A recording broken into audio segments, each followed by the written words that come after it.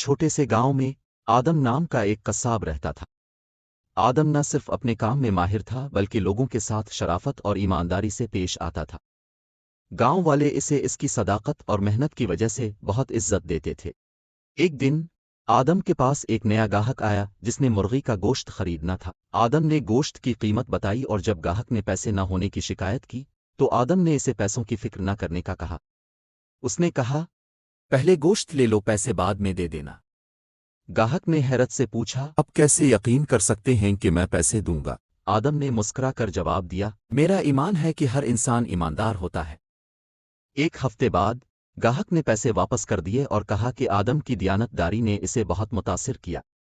वो उसके कारोबार में एतिमाद के साथ वापस आया और दूसरे लोगों को भी आदम की ईमानदारी की कहानियां सुनाई। आदम की कहानी गांव में फैल गई और उसकी सच्चाई और हसन सलूक ने सबके दिल जीत लिए।